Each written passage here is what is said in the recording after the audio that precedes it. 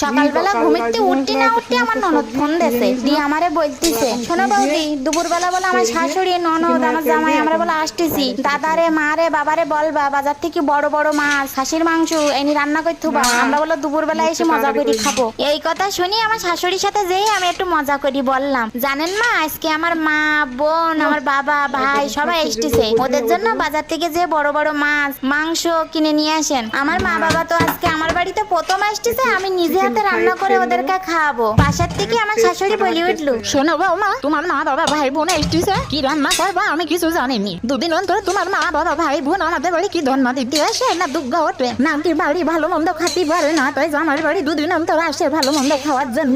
শ্বশুরকে জিজ্ঞাসা করলাম, বাবা আমার মা বাবা আসতেছে, তাহলে দুপুরে কি রান্না করবো ওদের জন্য? আমার শ্বশুর বলে উঠলো, কি রান্না করবা আমি জানিনি, আমার কাছে টাকা নেই, আমার এর ভিতরে জড়াবা না। জামাইকে গিয়ে বললাম, তুমি অন্তত গিয়ে বাজারটা করে নিয়ে আস।